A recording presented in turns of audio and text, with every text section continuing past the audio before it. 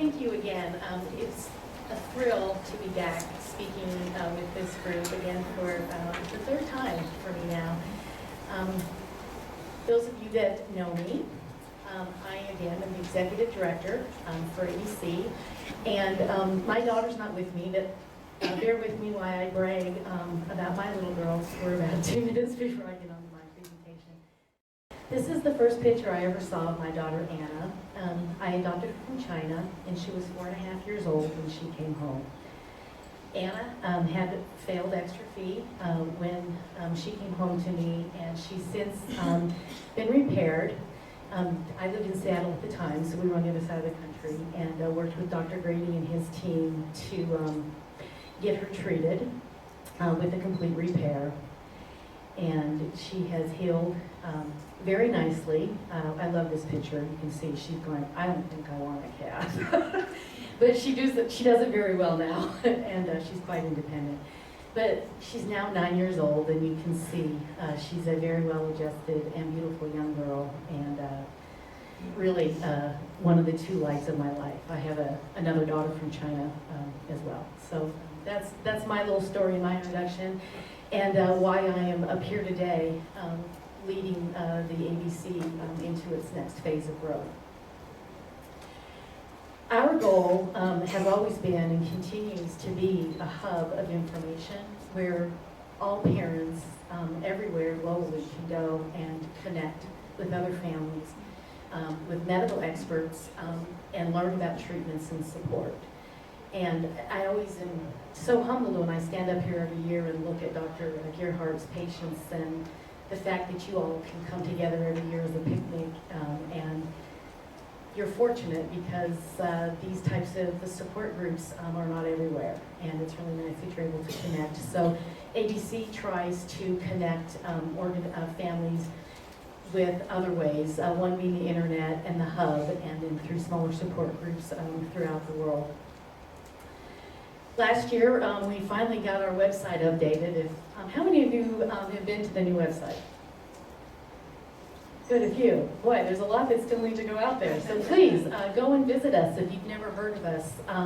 We really are a hub of information. We provide information that's written for families, not on a medical level, but very much on a level that we all can understand. And someone's visiting us because in the first 4 months of this year, we've had over 6,000 visitors to our website. And they're coming in from all over the world. So we're answering a lot of questions and providing a lot of support. We also launched last fall our webinar series. How many have participated in any of our live webinars? Good, we've got a couple. And Marlo was gracious enough to be a speaker with us last fall, doing tips on preparing your children for surgery. And we're bringing these webinars out about once every 4 to 5 to 6 weeks. Pinning down the experts is our biggest challenge as I look at Dr. Gerhardt and publicly say, we need to get you on the calendar. I think Cody's got that. Yeah, we've got it. Yeah, Cody and I've got that figured out. But in all sincerity, it's scheduling the doctors to, in their busy schedules, to be the expert guest speakers every month is my greatest challenge. But they are coming, and we're actually getting into a rhythm and getting this really off the ground. We have another webinar next Thursday. Dr. Doug Canny out of Philadelphia Children's Hospital is our guest speaker this month.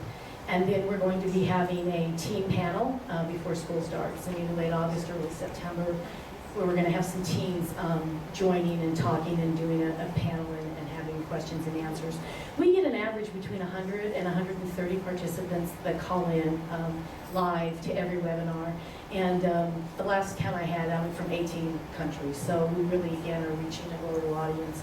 And then we archive the webinars and we put them up on the website and we kind of rotate them. So if you didn't have an opportunity to participate live, they are out there archived in our library, and we continue to add them again on a monthly basis.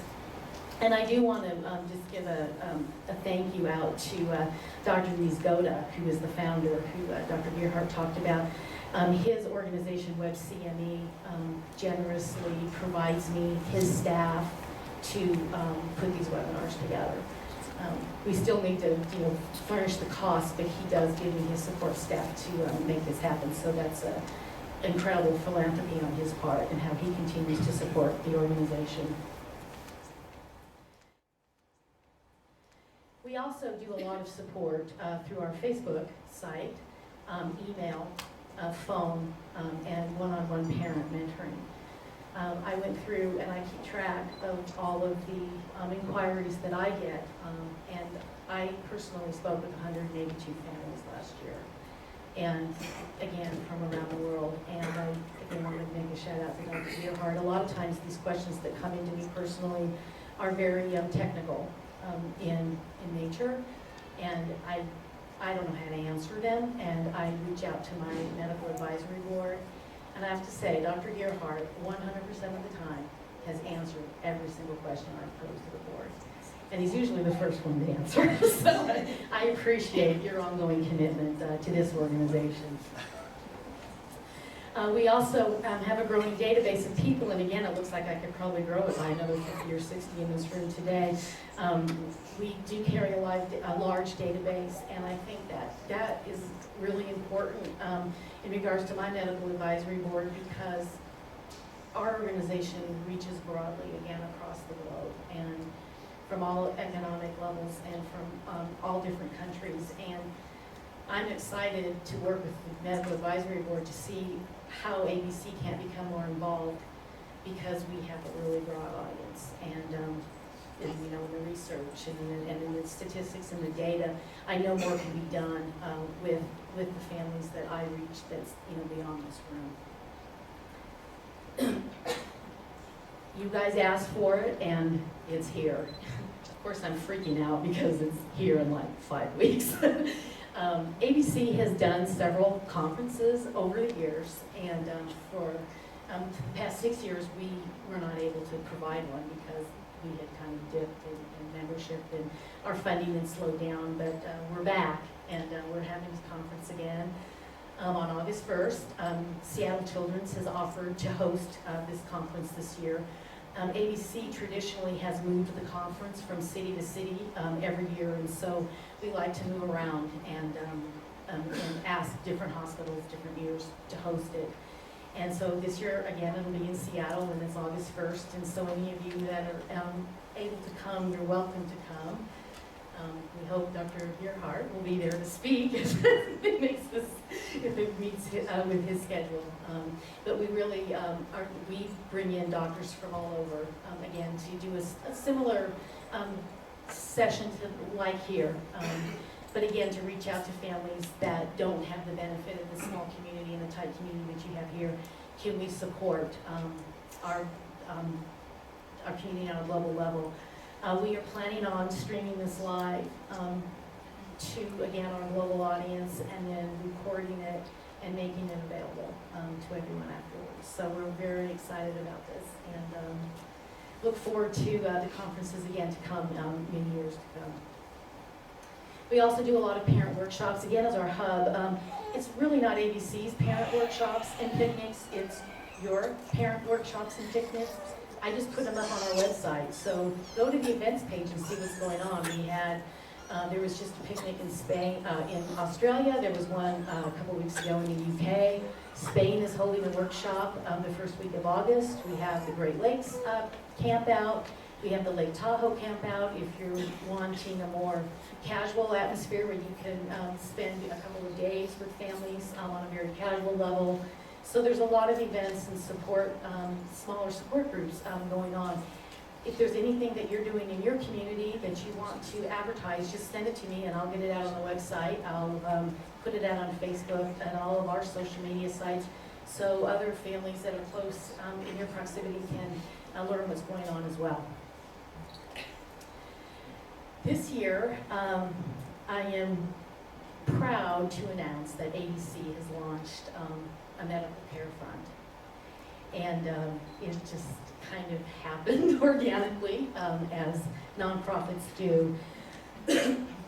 I was talking with a family in Salt Lake City, And she was telling me that her son was very nervous to be having his bladder reconstruction surgery, which she's having done in July, and that he felt that he was the only child out there with exstrophy. Again, he doesn't come to an annual picnic and had never met another child with bladder exstrophy. And I had shared with her that I had just received an email from an orphanage in Uganda, and they were pleading with me to see if I could somehow help this little girl who was relinquished because her family couldn't take care of her. And I was sharing with Leah this story. And she called me back a couple days later and she said, I can't get this little girl out of my mind. And I've told Nick about her and he wants to help. And so we're going to put together a fundraiser for you and we're going to give you 100% of the proceeds. And I was blown away. And I'm thinking, wow, this is cute. They're going to do a little, lemonade stand or something in Salt Lake City. Well, she called me a few weeks later and she goes, we decided to do an art show. And I'm getting kind of blown away because it's growing so big that I don't know how to handle it. We have 50 artists that have provided their artwork pro bono. They've donated it to Nick's art show. And again, 100% of the proceeds are going to ABC Surgery Fund. So long story short, on the day of, I think it was May 2nd or May 4th, I set up so the payments could come into my cell phone. And I'm sitting there and I keep seeing all these payments coming in, and oh my gosh, this is so exciting. And Leah said, how much do you need to raise? And I said, at a minimum, in order to get Helen's surgery, I need $15,000. And she said, at the end of the day, she said, we raised $7,500 with the art that we had done.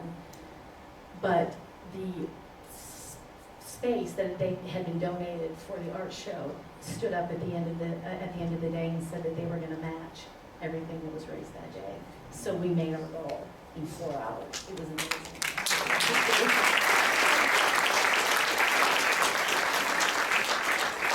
So Helen, I've been working through the passport and her travel information and have set up her surgery with a hospital in India.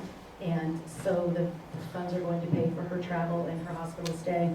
And Dr. Asim Shukla from CHOP is doing her surgery as a contribution to the funds. So that'll be happening. I just got an email from him last night. January 18th is her surgery, and we're working towards getting her there. Simultaneous, like I said, I had 182 emails or calls last year, and I got another email from a gentleman in Pakistan who has a little girl, 3 years old, who had a failed surgery in Pakistan, and he was just beside himself. She was very infected, she was in a lot of pain, and he said, can you help me? I'm like, oh, I hope I can. I hope I can help you. Again, let me get back to you and let me see what I can do. And I happened to be traveling with Dr. Pity Sally at the time, and he is located in Qatar. And he said, I will do the surgery at no charge in Qatar if you can get her there. And so he and I reached out to the Qatar Foundation, and they are transporting her from Pakistan to the city hospital in Qatar, and that surgery is August 5th. So I think I've created something that's going to continue to grow, because I have 5 or 6 surgeries that are kind of lined up, waiting to be funded, and then we can start to schedule them. Now, keep in mind, a lot of these kids are in remote locations, and as like Dr. Gerhardt said, it's really expensive and very hard sometimes, just from the visa standpoint, to get them here. But if we can find places in other parts of the countries, and then we bring the surgeons to them rather than them to the U.S., they're still getting the same expert care, just in not in a Hopkins setting, but at least they're being taken care of. So please go out and see. Again, hopefully this will continue to grow as we continue to raise funds for this.